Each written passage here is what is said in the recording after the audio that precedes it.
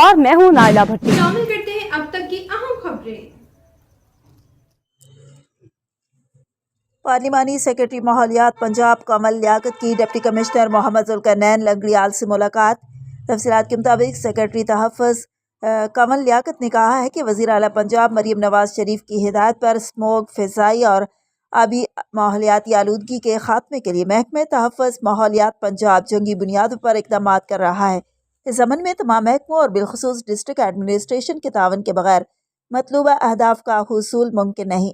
انہوں نے کہا کہ ضلع سیالکوٹ میں تحفظ ماحولیات کے لیے میگا پروجیکٹ سیالکوٹ ٹینڈری زون میں جس کی تعمیر مکمل ہو چکی ہے، اور اب سیالکوٹ کے رہائشی علاقوں میں ٹینڈریوں کی ٹینڈری زون میں منتقلی کے لیے ڈسٹرکٹ ایڈمنسٹریشن جو اپنا کردار ادا کرنا ہوگا۔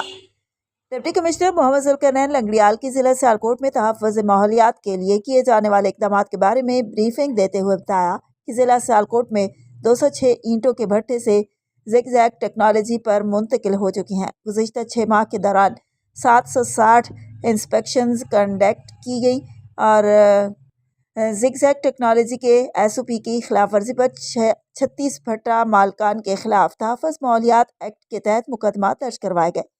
65 بھٹوں کو سربمہر کیا گیا، جبکہ 5 بھٹوں میں اینٹوں کی 5 اسٹاکنگ مسمار کی گئی ہیں اور 2,40,000 جرمانے کیے گئے، جبکہ 174 کو نوٹسز جاری کیے گئے۔ اسی طرح 206 انڈسٹریل یونٹس کی انسپیکشن کے دوران 5 یونٹس سیل 1,00,000 روپے جرمانہ اور 45 کو نوٹسز جاری کیے گئے۔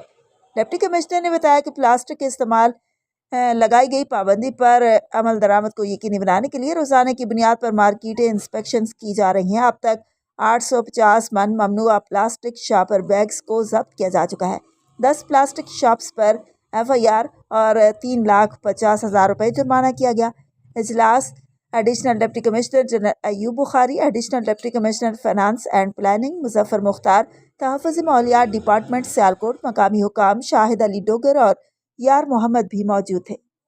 اب تک کے لیے اتنا ہی۔ مزید خبروں اور اپڈیٹس کے لیے دیکھتے رہیں صائبہ نیوز HD۔